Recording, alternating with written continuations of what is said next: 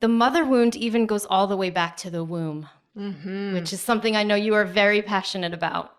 But even there, even scientifically, we're now understanding that wounds from mom, from grandma, from great-grandma are present in the womb and are being passed into the womb. Calm down, everybody. It can be healed. It's okay. Yeah. We can be aware of it and we can work on what those wounds are so that those can be healed.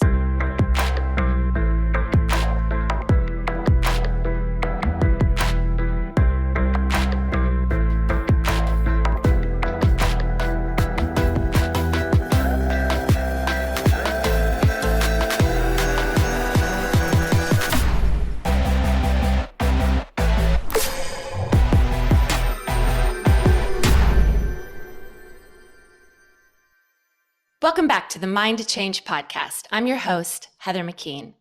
And today we're in for a special treat. We have practitioner Cara Ugolini back with us, and we are going to be speaking about the mother wound. So welcome back, Cara. Thank you. Thanks for having me again. It's always good to have you.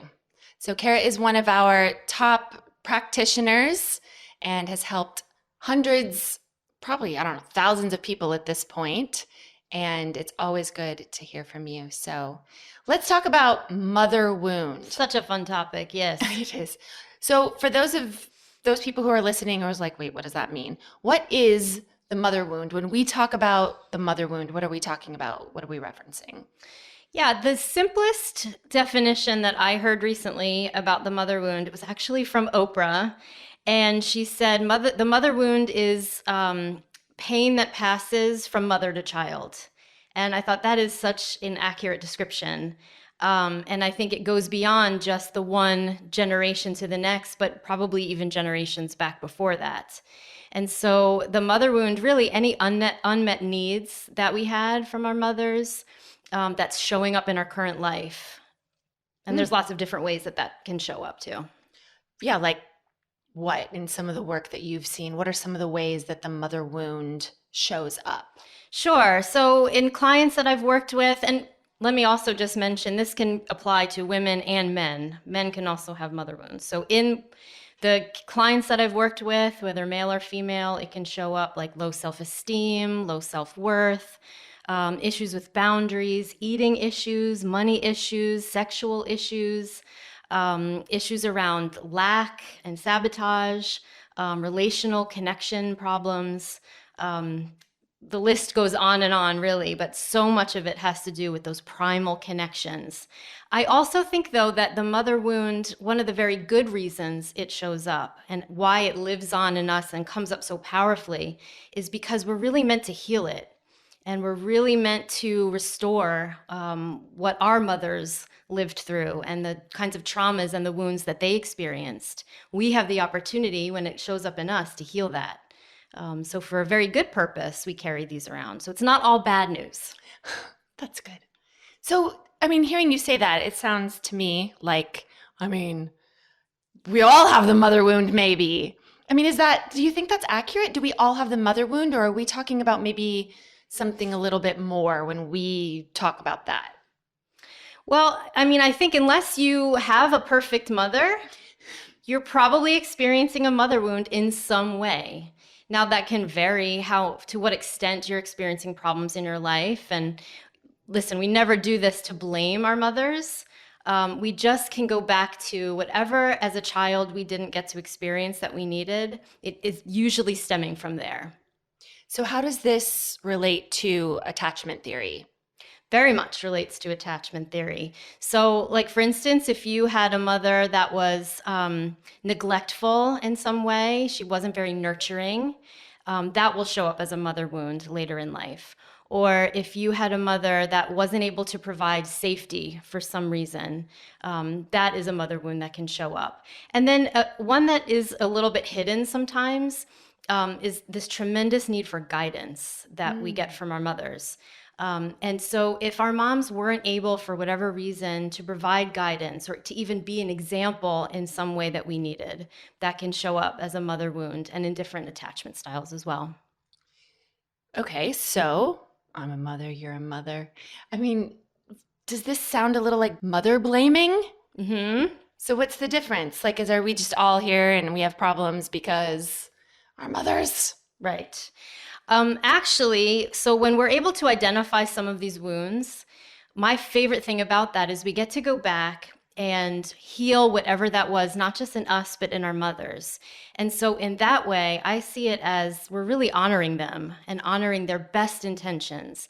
And if our moms had what they needed, wouldn't they absolutely want to show up for us in a better way? It's just probably something they didn't have when they were growing up. So I think it's more important to be able to identify, never blame, never shame, identify, and then heal so that we can honor them. Mm-hmm. So I know, obviously, I've spoken about it before. We have an entire episode on estrangement, and I've shared a lot of my work. A ton of my work has been, and to some degree, layer wise, continues to be some foundational things with my, my mother, both my parents, but it's been very specifically focused around my relationship with my mother. So is it just that I didn't love the way that things went with my mother? Oh, she made me clean my room, or she didn't, like, what is the difference between, hey, sometimes my mom wasn't the best at this or that or the other, versus like, this is something that's informing everything that I do? What do you feel like the difference between that is? I think it really goes back to core emotional needs that a child has, that if those don't get met, like the need to be seen, the need to be heard, the need to feel safe, that's the sort of the core building blocks of a person's identity. So if any of those are missed or are wounded in some way, that forms how we view ourselves and then how we show up in the world. So it goes a little bit deeper than just, yeah, I mean, there's things that I wish my mom bought me a pony when I was a kid, but really we're talking about the core emotional needs that every person has. And we usually develop a view of ourselves from childhood. And if you've ever seen Inside Out, you know exactly what I'm talking about, right? The core memories, the core beliefs, these are the things that can become wounds later on in life. So do you have some examples of clients that you've worked with where this really showed up? And also, what's the difference between, okay, I'm pretty sure I have a mother wound, and then I have the knowledge of that, and then what do you do? Like, would I have to drag my mom to therapy, or what if my mom is passed? Yeah, right. What if my mom's passed? What if we're estranged? Like, there may be people out there saying, okay, yes, I recognize I have a mother wound. There's not a lot I can do about it because my mom hasn't changed, won't change, can't change. How do you approach that? How do you heal that if they won't change? Yeah, that's a great question. And it's become one of my favorite things to work on with people because of how much difference it makes in a person's life to be able to address some of those mother wounds that come up. So I can share, there was one client that I worked with, which became pretty common, where we'd be working on some deep wounds, traumas around her relationship with her father. And something I've observed with clients, and maybe you have too, is women can tend to really focus on that. Daddy issues, right? We just think we have so many daddy issues, and that's why we, have all the problems with self-esteem and all these things. And this one client, there were some obvious things that we worked through, some big problems with her father. And she did well with that, and yet we were still hitting some key issues in her beliefs about herself and in the ways that she was showing up in her current relationship. And when we went into, and we do this with Mind Change, and I can explain a little bit about what that's like going into something, but we went into the relationship with her mother, which on the outset, she thought, oh no, we have a great relationship, it's good, it's good. But when we started to really go in and address subconsciously what was happening there, what she found was this deep wound that, my dad was doing all of this to me and she didn't stop it. Mm-hmm. She didn't step in, she didn't protect me.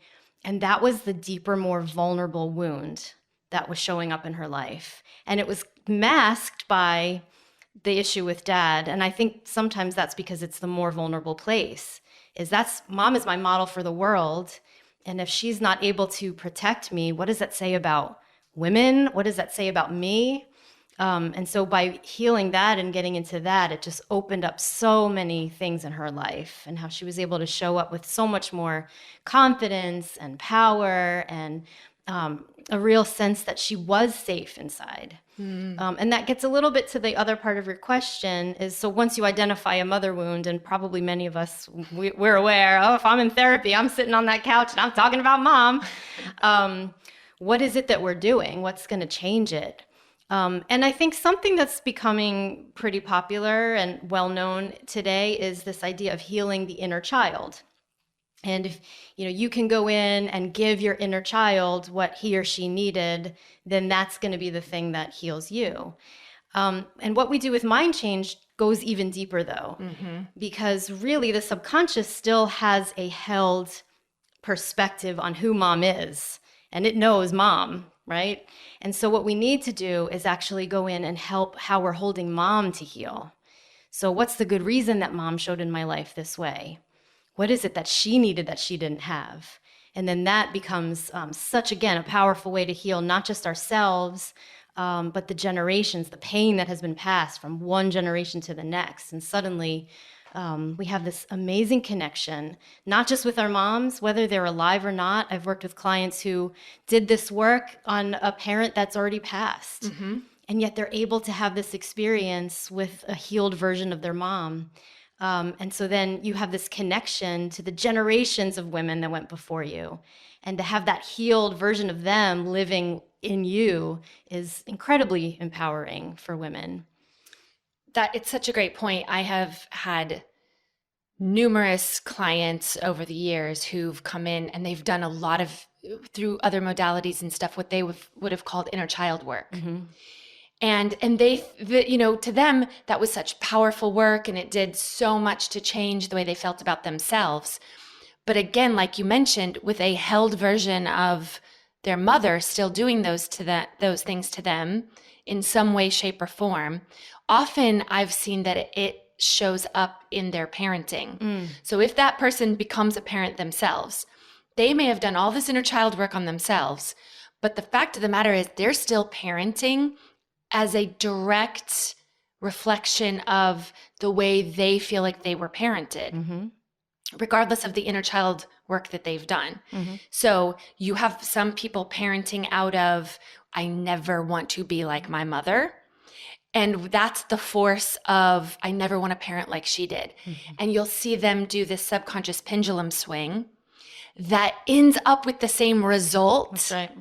but from a different extreme of parenting.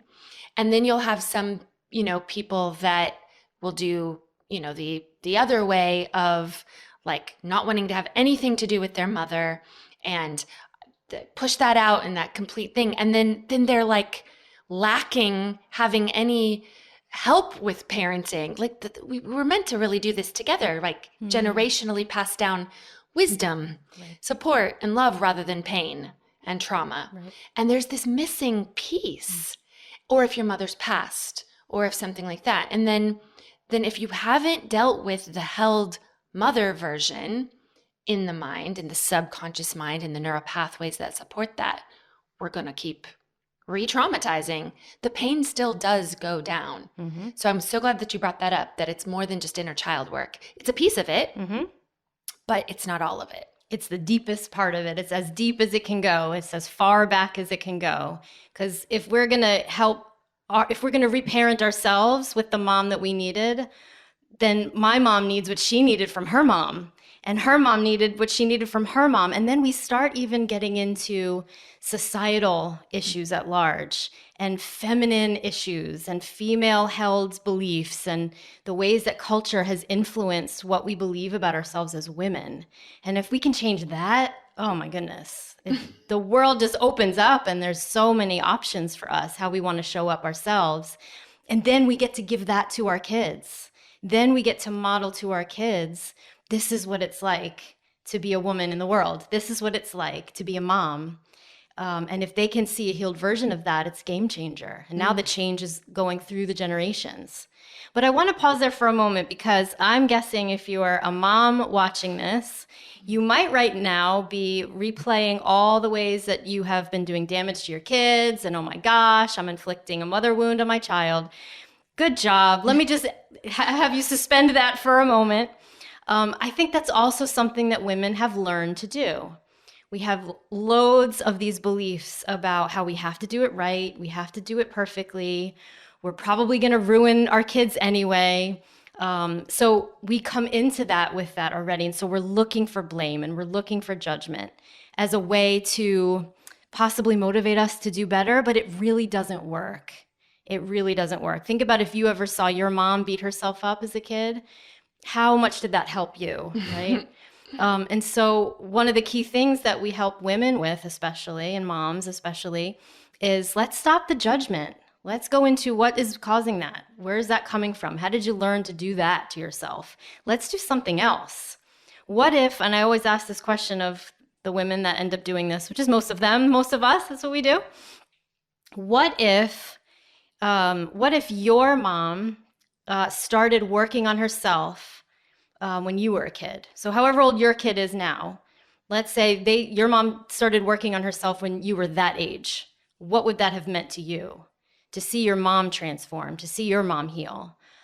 That's amazing in and of itself, to see that we can change, we can heal. And so it's never too late. This applies to if you have adult children. It doesn't matter how old they are. Even if you're sitting here watching this, think about your mom now. If she's, I love my mom and she's always working on herself and changing, it means the world to me when I see her do that. So just wanted to, if anyone's out there doing that, don't worry. There's hope. We can do it differently than judgment and blame.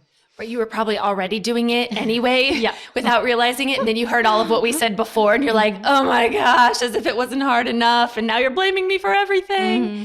Go back and listen to it again when you've kind of cleared all of that. But it is it's such an important thing to mention that it is never too late. I know you have examples of this. Mm-hmm. I have this wonderful example of a particular woman that came in. She was a mother herself. And she came in to do all of this healing. And really, it did focus mostly on the father in the beginning because the father was an alcoholic. He was physically abusive. There was a lot of very big T traumatic events with a family of multiple sisters. I think 4 or 5 sisters altogether. And we did a lot to clear, all of that stuff. And then and only then, the mother stuff was able to start coming up. And then there was a lot of guilt associated with that, a lot of shame, because here you've got the mom who stuck with and stuck by and was sort of this pillar for the sisters and everything. And it was almost like, how dare I even consider being hurt by my mother when my mother's been hurt so much? And that's a little bit of that mind mess that happens is when our mother was part of the victimization too, there's part of us that doesn't want to dump any more blame on her because she was already so victimized. But then that dismisses us. That invalidates us and our lived experience. And now we've still got a little child who needed more than our mother was able to give. Yep. So the beauty of what we do is hold space for the mother. We're not looking for blame. So we did end up being able to go into all of this mother work with her and find that because we weren't doing it from a blame angle. In fact, we were able to see it from how deeply it was affecting the mother through all of that. Then knowing that we were going to get to her own pain and her own stuff, and then even backtrack how mom got in that situation in the first place. Mm-hmm. So much compassion, so much love, which then you give that to the mom, who's then able to give it to the child, who is now an adult mother herself in my chair. And it all just really, that then gave her the tools to do something better for her daughter, and who was just 4 at the time, I believe. So the reason I share this whole story is because from the change that sister had, the sisters one by one started to come in for help. Mm-hmm.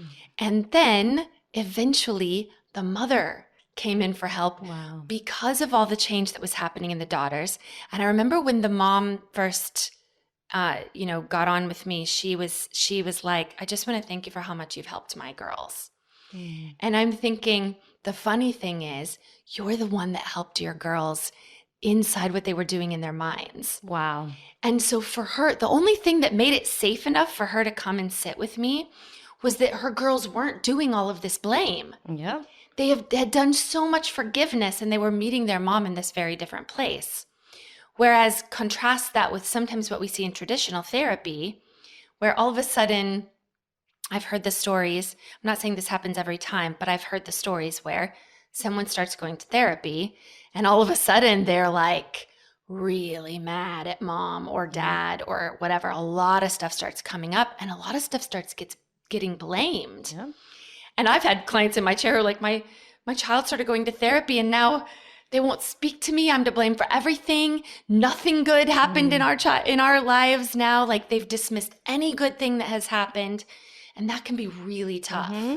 So it's that fine line between the client needs validation of what they went through was not great.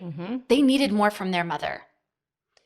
And their mother may have been giving the best that they had, but they still needed more. So we need to hold space for both of those truths to occupy the same space. Yeah. That's so powerful. And it really invites work in for everybody when the blame, like you said, and the judgment is dealt with. Oh, I remember one of the biggest shifts for myself, I've done a lot of work around this, was when I was finally able to see my mom as more than just my mom. Oh, she's actually a person. She actually was a person before she was a mom. And even as a mom, she's still just that person in there. And that might seem, well, duh. But for me, being able to see her that way and understand her from a different perspective, once I was able to let go of certain feelings and how I was holding things, that was a huge shift in how I saw her and how I felt about her, and just being able to honor who she is and see her for who she is and love who she is as a person separate from my mom. So when I have what I need inside of me, I can just be in a non-judgmental place and honor the relationship and have such a better relationship now with her because I have what I need inside of me. My inner child has the most awesome mom ever, and now I get to have a relationship with that person out here. The other thing that I was thinking about when you were talking about all that is the mother wound even goes all the way back to the womb, which is something I know you are very passionate about. But even there, even scientifically, we're now understanding that wounds from mom, from grandma, from great grandma are present in the womb and are being passed into the womb. Calm down, everybody. It can be healed. It's okay. We can be aware of it and we can work on what those wounds are so that those can be healed. And I've also worked with a number of adoptees and the kind of healing that they can have by connecting back to their birth mom. Right. Because that connection exists and is real and it's wounded. Even if they've never met them, even if they have no concept of who that person actually is, we can still do the work. Yes, because they are still connected. Yep. And often holding that rejection. That rejection is showing up in their life because it's stored in the body. There's legitimate cellular memory. There are cells of her left in that person's body. So she's not completely gone. She's not disconnected. Even if they never physically meet, we can access that information. Yeah. And hearing that, some people might hear that and go, oh, how awful. That's horrible. I think how wonderful that primal connection is living on so that it can be restored and healed and brought to fullness and restoration as it always intended to be. So it's not, it doesn't need to be a tragedy, but we've got to go in and do the work. Well, like you said, it's one of the reasons I created an entire birth course and got the training that I did in being a birth doula, was because in the work we were seeing that this goes back into womb stuff. And we were seeing ancestral stuff come up and, trauma from birth come up that we were like, whoa, Oh, yeah. this is important. How a woman feels about being pregnant while she's pregnant. So much of the mother wound gets triggered at that point. So much mother stuff is coming up when we get pregnant. And nobody told me that would happen. And that is a prime time to begin healing that stuff so that we pass something different down to our children. Because the way that thoughts become things, it's real matter. And when we're thinking, even especially subconsciously, when we get pregnant, when we start to have life, we are inadvertently, without even thinking about it, and absolutely connected back to our experience in the womb, our experience having a mother, knowing a mother, and that starts creating thoughts that become things that affect the womb. And so it's a whole process. Now, I believe it was designed for healing, for this all to happen, to be not to freak us out and make our pregnancy worse, but so that we would heal. And in older cultures, when women collected around each other, when a woman was pregnant, and especially as she brought that child into the world, there was a lot of feminine healing happening. The way that cultures dealt with a woman when she was first pregnant, and what she was given, and the aunties and the grandmas and the different things that surrounded her and the friends, that was an opportunity to heal the feminine if there were wounds there. That doesn't happen anymore. Well, could it be, and this might get a little out there. Sorry, I don't know where Bring this is that going to out go. there. Bring that out there. Could it be? We all know that there's some patriarchal wounds happening in our world, are there not? Some issues related to that. And yet what I'm hearing you say and what we're talking about is this incredible power that shows up in women and in women's bodies that's passed generationally, that is asking to be healed. Mother Nature, right? That's so Ooh, powerful. I like that. And isn't that what the world is so needing and becoming so aware of this, the feminine and the masculine energy coming to a healed place? So it doesn't surprise me that incredible power exists. And unfortunately, for a time, that's expressing itself through pain, right? The mother wound, it's the pain that's passing from mother to child. But if we go in there and we listen to the pain, as what we do with Mind Change, on the other side of that is something amazing and powerful, and life, culture, society healing, and generational healing on the other side of it.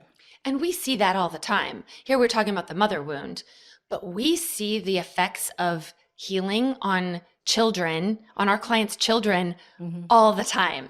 It was mind-blowing to me in the beginning when I never thought to ask, but I started to get so much feedback that I'd be working with a woman who was also a mother, who happened to be a mother. And as it does with us, we think about our children all the time, and we worry, and there's all these different things that come up. And I was starting to collect information that when a client would come back, she'd happen to say, and it's the craziest thing, my kids aren't doing this anymore, or started doing this, if it's something positive or whatever. We didn't work on the kids. That wasn't what was brought up specifically, but we'd be working on these things, and then mothers would start to notice things in their children. And I was like, ooh, this is interesting. So I started listening more, reticular activating system, and started honing in more. And every once in a while I would even ask, like, so have you noticed anything with your kids? And then, well, actually, now that you mention it, and I'd get more stuff. Yep. So yes, it can be a little bit discouraging, daunting to hear the power that we have as mothers and how much unhealed stuff gets passed down and passed down and passed down, the pain. But also please hear that the healing gets passed down too. Yes. And I believe it has even a more lasting, bigger impact. Like what I would like to say is you drop an ounce of healing has the same effect as a pound of pain once it really starts healing. because pain, it isn't the natural order of things that our mother is creating so much pain in us as a child, so much broken kinds of feelings, right? These connections. That's not the natural order of things. So when we set things back into the mother really being able to give love and worth and value and validation, and I hear you and I see you, I feel like that spreads faster and bigger and has more of an impact than the pain did. Absolutely. And faster than I ever thought possible as So well. fast. I worked with a woman who had a traumatic birth. It was maybe a couple of weeks after she almost died, and she had a torn placenta, and it was this whole thing. Both her and the baby came very close to dying, but they managed to save them both. And then it was a couple weeks later, she called me and she was just, having a really tough time. Obviously, the trauma of what happened, she was really going through that. And she said the baby is, not sleeping and really colicky and I can't settle him. And so I came over and we just worked on the traumatic birth and healed what was coming up there, just all the details of that. And of course, a couple of days later, she said, the baby has just settled right down. Mm-mm. Of course, because they were sharing in this energy together. They were so bonded in the stress and in the trauma. Yeah. So once mom got what she needed, it just took care of everything else.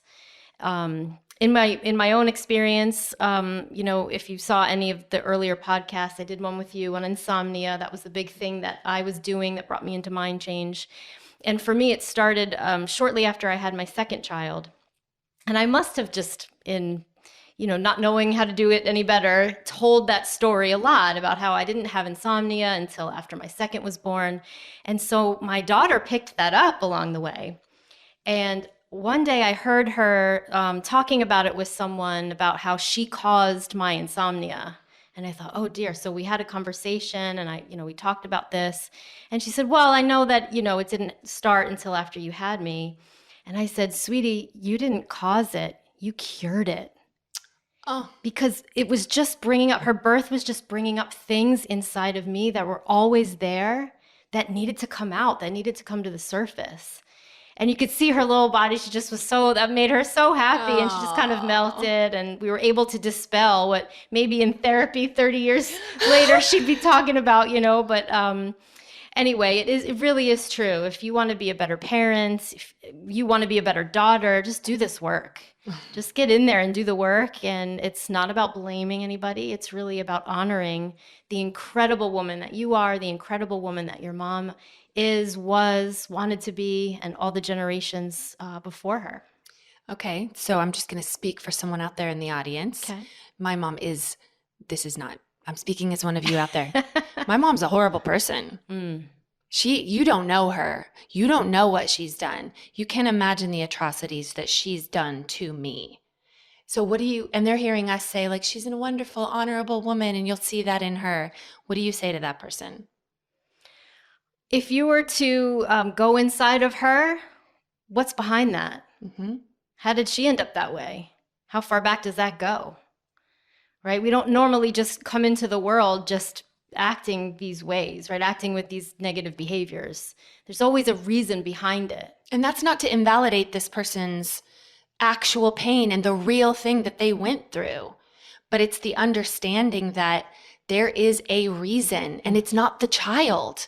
That's the most important thing, because as children, we internalize that everything's us. Exactly. So the real pain for you out there, whoever I was speaking for, is you thought it was you. Right. That's the real pain. Yep. For many years, probably till the age of at least 14, 15. So that's a lot of years to believe it was you that was the reason. And now you've gone on, you've had some brain development that helped you realize, well, maybe it wasn't me, but now all that vitriol, all of that pain, all that anger, it's still, you think it's you deep inside, but all of that has been now shifted to mom and how dare she, and what an awful, evil, terrible person she is.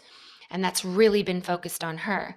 So this work, like you just mentioned, we get to hold space for both. So it's not saying, let's go back and say, but we do say she was doing the best she could with what she had at the time, but not to erase, invalidate, and say that that's your pain isn't just as important. So we're trying to get to the how it's happening, not the why. Why never really gets us into a good place, but the how it got there in the first place. Mm-hmm. And so I will tell you, and you know this too, and we've probably personally experienced it to some degree, those things, they really resolve. Even if really awful, horrible, terrible things happen to you, they can resolve if we can get into the subconscious mind in the way that it's wired. And they can resolve quickly. Quickly. And you come out better. You come out stronger. You come out feeling more worthy, more valuable, more loved than you ever thought you could have before by releasing both of you from that story and from that pain and from the reality of what happened. Then this rubs up against, and I hear this a lot, how difficult the topic of forgiveness comes up with this all the time, and how difficult it is to get to that place. But it's really true. If you're holding all this anger inside and this resentment and this bitterness inside about the very valid reasons that you were treated badly, or that, whatever you experienced there, in a way, you're still reliving it. Yep. And it's now about you continuing to do that to you. And do you want to keep doing that to you? Do you want to keep giving your inner child that same abuse, that same hurt? Doesn't she deserve better? That's really what it comes down to as we work through the different layers of these things. It's about giving yourself better because you deserved better. That's absolutely true. That wasn't fair. That wasn't right. And so let's make it right. It's the only thing. Forgiveness is really the only thing that makes it right. That's true. And not the kind of like willy-nilly forgiveness, like I forgive you, but I'm never going to forget, that kind of thing. We're not asking people necessarily to do anything. Forgiveness usually comes. We're not saying you need to forgive mom. We never say that. Normally, this is a byproduct of the work that we do, that real forgiveness, which is the release of self and what we're doing to self, and the release of what we're doing in our mind to that other person. Yeah. That maybe even they're doing to themselves. Yeah. I think it's tough. We understand this, but I wonder if it's tough for someone to hear that you're the one that keeps doing it to you. So how would you explain that to somebody?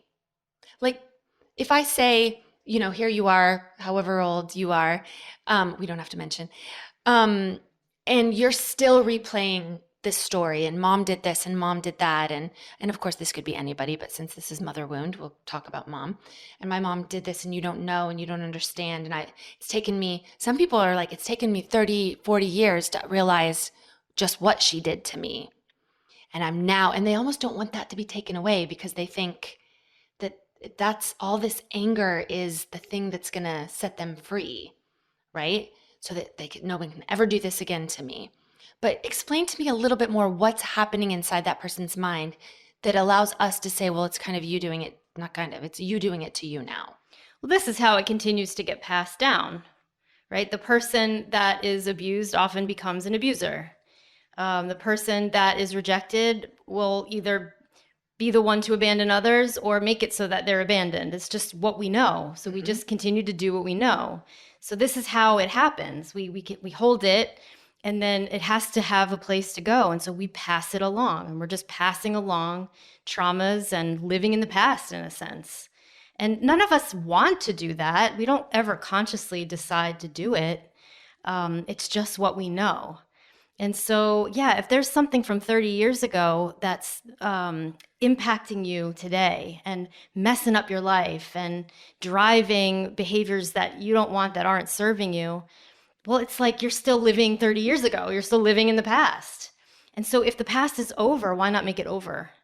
Why not that memory, that thing that you replay, it's not actually happening anymore unless you are allowing it to inside of your mind. And so why not change what you're playing over and over again in your mind? Why not make that a better story, one that is more in alignment with what you did deserve and who you really are, and how mom would have parented you if she had the mom that she needed, and if that mom had the mom that she needed, and let's pass that down right? We just want to change what we're giving. So we need to change what we have inside. Well, the insidious nature of what you're just talking about and the problem is that so often we are parenting and doing what we're doing out of our pain and saying, I'm never going to be like that, like I mentioned before. But I've shared this before, and I'll share it again just to sort of illustrate this point. I was in my thing is from history, neglect. I would call it neglect because my mom had a drug problem and an alcohol problem, and there were men, and my parents were divorced. There was a lot of different story there, right? So, of course, I feel very differently about all of that now. But if you take that story and what I was holding on to, my thing was, when I become a mother, I will never do that. So I didn't drink. I stayed married. I, didn't sleep around. I was like present, I thought, as much as I could be at the time. But then I was doing sickness, and I got so chronically ill that I ended up doing the same thing. I was abandoning my children. I was going to die when I was given my kind of, probably should get your affairs in order. My children were about 4 and 2 at the time. I was going to abandon my children. They were going to grow up without a mother. I was going to do the same thing. Now, I have said this before, I'd probably punch them in the face if they had told me that, but the effect was going to be the same. Mm-hmm. And here I was, if you would have come and said, you're going to do the same thing your mother did to you, I would have fought that tooth and nail. But the result was going to be the same. Mm-hmm. They were going to grow up without a mother. Yeah. Without the influence that I had wished I had. Now, I did have a mother there, and there was a lot of good. There was so much good, but the trauma was the thing singing the loudest. The trauma was the neglect was singing the loudest because it was there and it wasn't getting the attention that it needed. So all that to say, that's the insidious nature of it, is that unless that stuff's cleared, we're going to say all day long we're doing it different, and somehow the result's going to be the same if we do not heal it. Get in and heal it. And we don't heal it by talking about it. Yep. And in fact, sometimes we reinforce it by talking about it. We make those neural pathways deeper. We tell the story. We tell it again. We tell it with more detail. We tell it to anyone who will listen. Yeah. It becomes our thing. And that becomes a really deeply ingrained, what we would call program that will pass on. And so it's so important that we get in and deal with this. And I think that's why it's so important that we talk about it. Yes. And why we really wanted to say, okay, let's give this thing a name, mother wound. Let's really dig in and talk about it. We're both mothers. I've said it before. Mm-hmm. We both have done guilty and blaming and judgment. And oh my gosh, I'm screwing my kids up. And sometimes the more we know, the more we're like, oh, now I see all the ways I'm screwing my kids up. But the important thing is healing. Because if we're not healing, then all we think is we're screwing our kids up and we don't know it, and they're going to end up in therapy 10 years, 20 years later, rehashing all of this. But because we're healing, we now can even see that, well, my kids can heal. Even if there's some things that I've done and I've screwed some things up, they can heal. Yeah. Because we're healing. And my kids love to hear about that. They love when I share with them what I'm working on. And hey, I noticed that this has been going on and I haven't done this the best way. And even that I'm open to their feedback. Hey, what do you see in me? What are some things that I do that hurt you or that bother you? And then I'm going to work on those things. And so we talk about that, and they don't see me having to be perfect all the time. And they see me making mistakes, and hopefully what they're learning is there's a way to just constantly be growing, and we can have a relationship with ourselves where we know we're worthy and we're valuable, and we can keep growing and changing. And so if I can give my kids that, then maybe they'll still be in therapy in 10 years from now, and that's great. That's okay. I'll be there for them. Right? Absolutely. Yeah. Well, listen, I don't know if I've shared this before. And this is one of those, I feel like, why be on here and why be talking if I'm not going to be like super vulnerable? But I was able to do this with one of our children as well, who was holding on to, she called this an abuse memory. And I was like, okay. And I'd heard her talk about it so many times that so I come from physical abuse, a background of physical abuse, so like pretty extreme physical abuse. So when I was hearing her talk, I was hearing her say, yeah, I remember like a time that I was abused physically. And she's talking about the time that she was spanked. So my husband and I, doing the best we could with what we knew when we knew it, we did spank our children in their early years. I would not do that now. That's not what this podcast is about. But I will tell you, I would not do that now if I could do that over. But for her, now my initial response when I was going through all of my stuff was, you have no idea what physical abuse actually is, child. Let me show you if it's right? I've heard that in my history. Like, you think I'll show you pain. Yeah. Luckily, I didn't say that. But I thought in my head, like, you're going to call that abuse? You have no idea. Now, you see, I was giving what I had held. Yeah. Because a lot of the abuse that I experienced when I was a child was invalidated the same way. Like, that's not, or just ignored or avoided or told I was imagining things, which of course wasn't the case. So I needed to work through that. I needed to heal that. When I did, I was able to hold such a different space for her. And I was like, can you tell me about that? Tell me what that was like. And I got to hear her talk about a spanking experience for her that in her world, in her reality, this was this.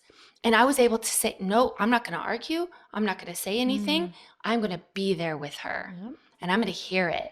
And I am going to apologize. And I am going to say, I see how that was wrong. That was wrong. You are right. That was wrong. That should have never happened to you. That never should have happened to you.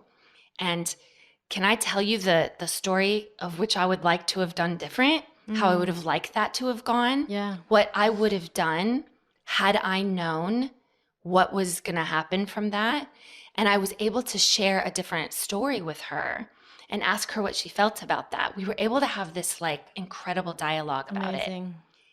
From that time, it wasn't easy, but I will tell you, watching sort of the relief of her be able to be validated in her pain by the person who, was it me?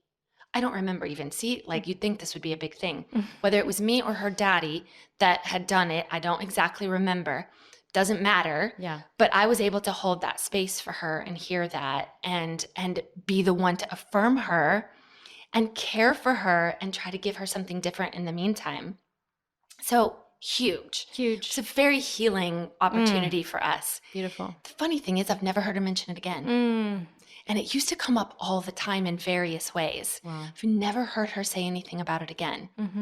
And so I'm like, that probably is likely healed in her. Yeah. And maybe there's other experience. And I even got to say, can you remember any other times? Was there any other ways that you were scared? You know, I used a little bit of the work that we're able to do and invite her into a deeper conversation about it. Yeah. So that's the encouragement that I want to give is like when we do the healing, just like we're not even intentionally passing down the pain, sometimes we unintentionally pass down the healing too. I love that. I think we accidentally do that when we're healing. And I didn't go into that conversation thinking, okay, I'm going to pass down healing instead. I just was in a more healed space to be able to do that with her. And I bet you would have had to already worked through all your guilt, shame, judgment programs. Otherwise, you probably wouldn't have been able to handle that. I couldn't have, because I would have then projected that back onto me, and I wouldn't have been able to handle that amount of judgment, guilt, like, oh my gosh, I abused my child. Like, I am exactly what I came from and said I would never be. Had I not worked through that, and that had no hold on me at all. Like, I couldn't get an emotional charge from that I had worked on it enough. Yeah. So no, I could actually hold that space for her. Yeah, you could have shown up defensive. Hey, anyone out there ever have a conversation with their mom go badly and she was defensive? I mean, what's behind that is there's so much guilt and shame programs running. We can't hear what's true. We can't hear someone else's perspective. So that's exactly why we need to heal that stuff so that we can have those kind of relationships with our kids. Well, I realized that along the way in my healing journey with my mom. I realized why I was such a trigger for her was because me doing well in my life only actually made her feel like she didn't have any part of that, in the sense that she had no credit for the good things that I was doing, which is not true actually, but that's the way she reflected it, that I was living my life in such a way that was like, see, I am not going to be a reflection of what you did to me or what was done to me. So she was dumping so much guilt on herself, so much blame of being a bad mother, that and I wasn't saying that at the time, but that's what was going on. She couldn't even be around me. Every time she was around me, she would really dysregulate. She would use more. So it was causing all of this stuff. Through this work, I realized like, oh, that's it. She's not wanting to be not around me because of me. She's not wanting to be around me because of the way she feels about the way she mothered me. Mm-hmm. Man, that shifted my perspective a lot. Yeah. And did a lot of healing inside of me too. Yeah, so yeah, I tell you, the great thing about the healing is that it compounds just as much as the trauma does and the pain does. Yeah, it multiplies out, it radiates out through the generations before us, ahead of us. And it works with sons too. I have wonderful experiences with my son is just became an adult. And it's a funny thing, when he turned, I think it was 17, I started getting very afraid. Was he going to be okay? Boys tend to take a little longer to kind of snap into maturity. And I just started getting really, really fearful about how he was doing. And is he going to be able to, mature? And is he okay? And I didn't realize the tension that I was bringing into our relationship. It was totally subconscious. I wasn't even aware I was doing that until I started to clue into it because of the work that we do. I started to notice when I'm around him, there's this fear. Let me work on that. What's behind that for me? What am I thinking it's going to say about me if he doesn't XYZ, whatever the things are? And so I just started working on that in me. And what came up automatically was, what an incredible son I have. And all I could see was just his wonderful qualities. What a great kid, what a great heart, his spirit. And I just felt so much gratitude for him. And it was such a powerful realization. I was like, oh my gosh, I have the most amazing kid in the world. What am I afraid of? And I remember he came home from work that day. Normally he just goes right into, he dwells in our basement. I like to say he doesn't live in our basement, he dwells in our basement. So he usually just goes down to his room, plays video games or whatever, and that's him for the night. But for some reason that day, he came in and he just sat with me in the kitchen and he was lingering. It was like we were just talking and he just wanted to hang out with me. And I just felt nothing but love for him and was so excited that I got to spend time with him and relate to him and bond with him. And we had this amazing, it was 2 hours. We're just casually, not planned, in the kitchen. And I was like, I get to be this kid's mom. Aww. And I get to be his friend. And he really wants to be friends with me. We were having such a good time. And literally since that day, our relationship has changed. And it's so different. And I think back and I'm like, what was I afraid of? I had no idea that it was creating this wall between us. And I don't even think he would say that. I haven't even shared that with him. I'm just enjoying the good relationship that we have. But it was interesting. I do trace it back to that day and just working through all the fear.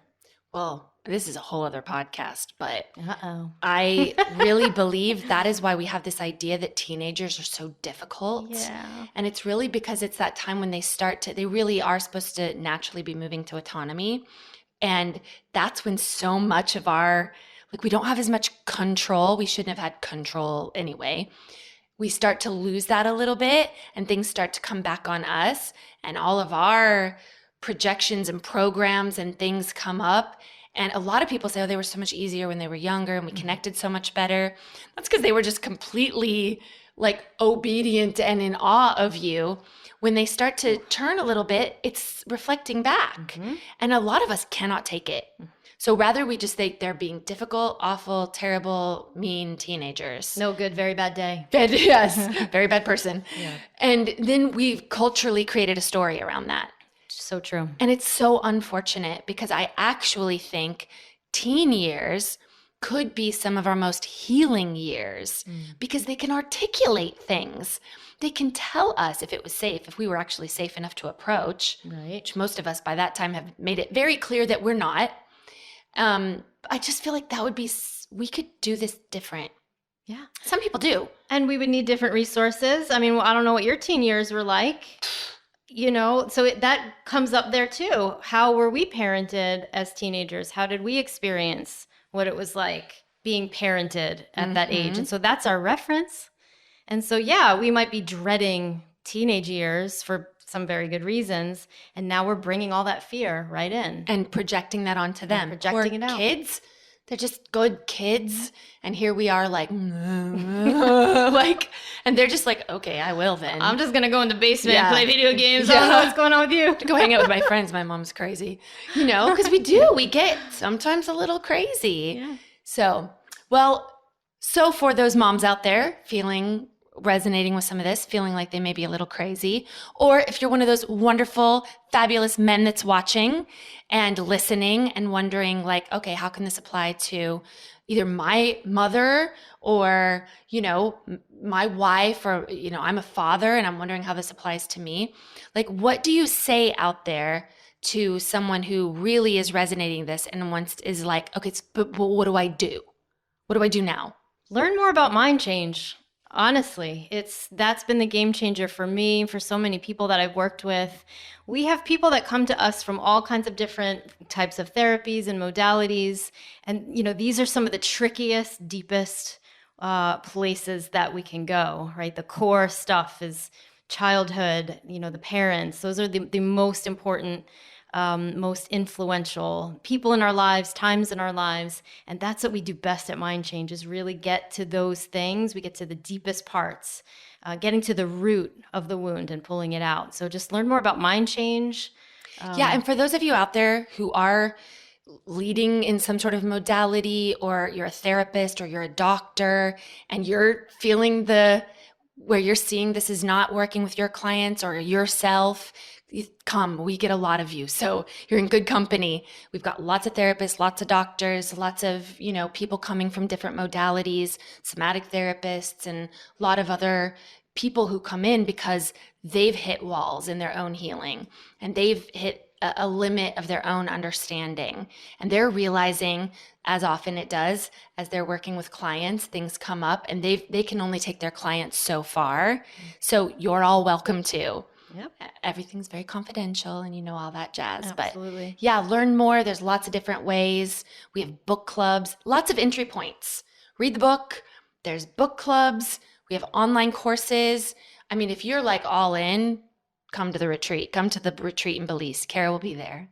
And check out the Transforming Birth course too, if you're pregnant or wanting to get pregnant or think that might be somewhere in your future, or you experienced a birth that you didn't love and you want to heal that, you can do that too. Yeah, we've got all kinds of wonderful tools to help people almost wherever they would find themselves.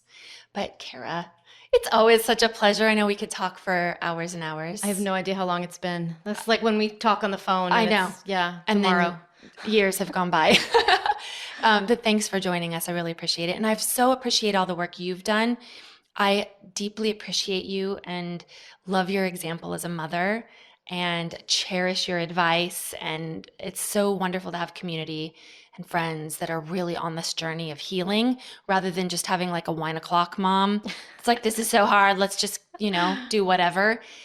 That we really we can say, hey, this isn't always easy and we can go through those things, but we also know that we can heal it. We can go there. We've got tools to help get us actually through that. So I just want to say I appreciate you so much as a friend and the way that you've really delved into this for your own mothering. Thank you. Right back at you. And thank all of you for joining us once again on the Mind Change podcast, where we are changing the world one mind at a time.